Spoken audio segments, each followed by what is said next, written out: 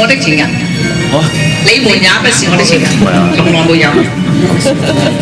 想當初，心灰意冷，情人兩相伴，難忘記相思淚，情人為何失去？記我初初遇見，愛已深到開意，花裏共行手牽手，每日相見。斜陽下共你並肩，嗰個咪我啊！愛的痴心始終未變。我而家唔係講緊咩初戀。舊戀，不過呢隻歌係咁唱啫，我係照字，全部請留意歌詞嘅意思。惜吻你，掛念，情人別我心酸，期望你相思面，仍然望能相。愛太鴛鴦夢斷，銘記當初未了緣，花間流連愛侶某誓言，情長是幻花萬千，我的初戀始終未見。我改歌詞嘅。唔係未變，係未見，即係我從來未人見過初戀，即係我一戀咧就戀㗎啦。使乜講初戀、續戀定係離戀啫，係嘛？因為結婚咁啫嘛，一結結。想當初心灰恨，情人兩相伴，難忘記相思淚。情人為何失去？你我初初遇見，我真係第一次見你張咁靚，愛已深路愛意，你死啦！我個人中意你。共手牽手，每日相見。斜陽下共你並肩，我3日就追到你啦！愛的痴心始終未變，嗰隻戒指係戴住先嘅啫，你都緊嘅。我的初戀始終未變，不過咁，如果佢已經俾個戒指你啦，咁你就小心啲，即係一於耕好塊田咯。做人都係耕田嘅啫嘛，係咪？結婚就係耕田，耕好塊田，做好你自己份莊，做好你自己塊田，你屋企嗰份田咧，等媽咪耕，你第日咧就去耕你自己屋。嗱，所以再嗱，各位，我哋應該開餐㗎啦。我叫阿 Sir， 我哋飲 serve drink， 然後我哋食啲嘢嚇。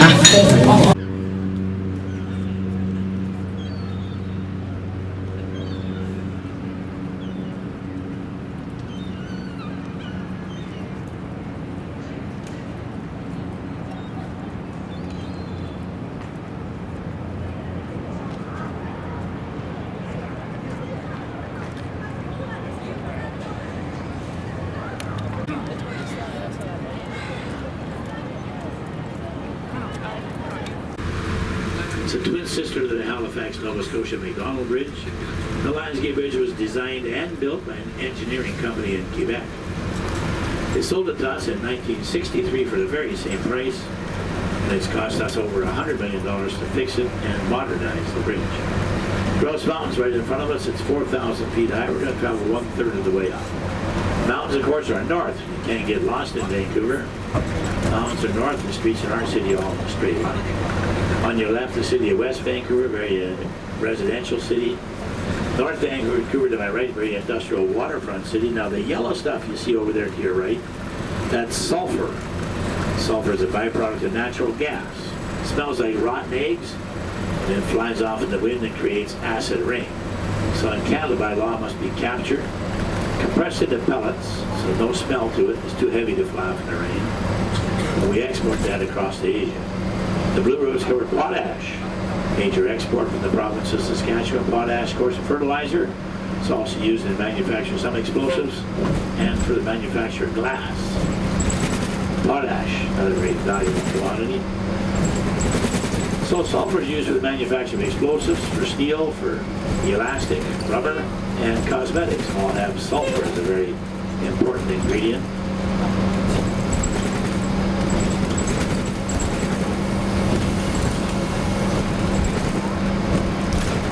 So when you get your map, that's off to your right as you walk in, maps in 8 different languages, tells you where everything is in the park, the washroom, the attraction, store, etc. Pick one of those up. And these totem poles you're going to walk past, there's 15 of them. They were carved back in 1932 and carved by the Capilano First Nations here on the North Shore. They're symbolic. It's nothing religious, nothing spiritual about totem poles. They simply did not have a written language on the west coast of British Columbia. So most of our First Nations simply carved their culture symbolically into cedar. Cedar is easy to carve, doesn't rot or decay, and red cedar is full of poisons. Animals and insects don't eat cedar. This kind of arrangement. Now, you might take a look at this and you might think that this is kind of bad for Nina. Would they all live together? Yes, they will all live together in the same house. So you might think that this is kind of bad for Nina because now she has all this lovely competition with her. But it is actually very good for Nina as well because she is the first wife, which means she is a main wife, which means she gets to be in charge of all these wives. And just make sure you don't break anything and that it doesn't get wet. Thank you. Okay, so, like I said just a minute ago, there is a meaning and there's a reason behind everything in this garden. And the meaning is based on the Chinese philosophy of Taoism. Now, Taoism is very, very complicated, but for our purposes, Taoism has 2 main concepts that we need to know. One is that white thing. So can one of you take out that white frisbee and show everybody what it is? Yeah. Show everybody. Yep. Show everybody what it is. Thank you very much. So does everybody know what this is? Yin yang. Yeah. Yes, so it is yin and yang. So the proper Chinese pronunciation is yin and yang. So that's yin and yang. Okay. Now, yin and yang, in case anybody doesn't know, is the idea that there is supposed to be balance and contrast in everything. So there is supposed to be a dark side, there is supposed to be a light side, there's supposed to be a strong side, there's supposed to be a feminine side, there is a masculine side, and there's a flexible side. So we have a lot of yin and yang, balance and contrast throughout the garden. For example, if you look over there, you can see that the rooftop is black, and the walls beneath it are, of course, The white. exactly. And if you look beneath my feet, you can see that we have some dark stones and we have some white petals. And if you feel them, you can feel that we have some soft, smooth stones, and then we have some rough stones right over here. So these are all yin and yang, balance and contrast.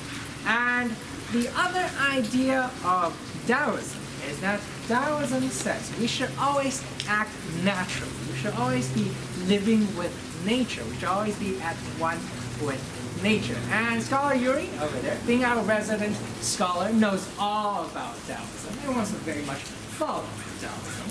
But he is also a government bureaucrat. So which means he must live in the city like all of us to do his job. Now if he's living in the city, he's not living out in the mountains and the forest with nature. So now he has a problem.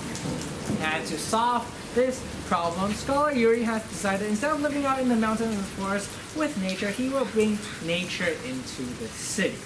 So for example, in this corner, right over here, we have a miniature forest right up behind me, and this thing in the corner right over here is actually more yin and yang. So we have the wooden bamboo over here. It is a plant, it is soft, and it is flexible, it sways in the wind, it is alive, so it is yin. And beside it, we have the stone stalactite over here. It is a rock, it's hard, rigid, it's not alive, so it is yang. So that is more yin and yang. We have more floors over here. This tree above my head, this is the ginkgo tree that I was talking about inside. You can't see the leaves right now, but the ginkgo tree has a very unique fan-shaped leaf. That's how you tell that it is the ginkgo tree. And behind the ginkgo tree, you can kind of see the waterfall over there. The waterfall flows down into a river, and the river flows into a lake over there. And on the other side of the river is a mountain. Now, on top of the mountain, you can see a Chinese pavilion over there. That is called a ting in Chinese. And that is where Scholar Yuri, he likes to go. He likes to go there with all of his wives on a clear sunny night. They can sit there and they can very romantically admire the moonlight. That's what the Chinese like to do. Hopefully they won't be fighting over who gets to sit beside Scholar Yuri, but that's his problem, it's not my problem. So if you take a look at the rocks that make up this mountain, has anybody seen rocks like these anywhere? No. So these are all from China, yes. In fact, they are all from one lake in China. The lake is called Lake Tai. And it's a couple 100 kilometers northwest of Shanghai. And these are all limestone rocks. So as the water washes along, it will carve these rocks into these intricate, naturally occurring shapes. So all these shapes are natural. Nobody carved them. Scholar Yuri, he just hires somebody to go down to the lake bottom, pick them up so you can pile them over here in a mountain like this. Or you can put them over here. So if you take a look at this Lake Tai rock right beside me, can everybody see a person's face? Eyes is over here, nose over here, looking over that way. Yep. If you take a few steps and come over here, come to this window. To this window. Wasn't there one with the fossil in yes. it? Sorry? Wasn't there one with the fossil in it around here? Fossil? Yeah, the fossil. Yeah, there's a fossil in there somewhere. They were here last year on a field trip. I am not sure where the fossil is actually. I have heard it, but I have no idea. It's somewhere in there.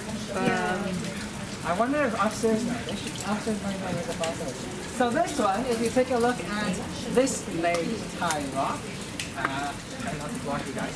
So if you take a look at this Lake Tai rock right over here, can everybody see a horse's head over there? Oh yeah, I see. Oh yeah. On that side, yep. And you probably need to come over here. It's hard to I was see. thinking more elephant this way. Yeah, so some of the visitors say they can see an elephant's trunk over here. Yeah, I hear. Over there, yeah. So there's no right or wrong answer to things like this. Scholar Yuri just put these rocks here so he can take a look at these rocks, see what kind of shapes you can see out there. It's supposed to reflect his mindset, his state of being. That's the idea behind it. And then we can take a few more steps and come over here. Coming through his garden here today, he is showing off his garden. So he doesn't want anybody to run. Take a look beneath my feet, right over here. Can anybody tell me the difference? Sorry? Exactly. So if you remember on the other side, the floor tiling were all circles and flowery patterns. We have white petals and everything on that side.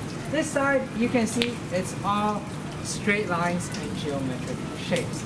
And that is because we are now on the yang side of the garden. So that side over there, that side is the yin side. So that side has all flowery patterns and curved lines. This side has all straight lines and geometric shapes. Yes, that's very, very good.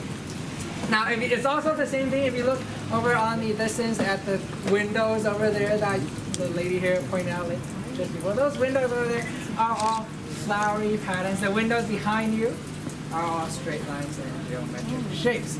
But my little helpers over here, can you take out the yin and yang symbol and show everybody? Show everybody.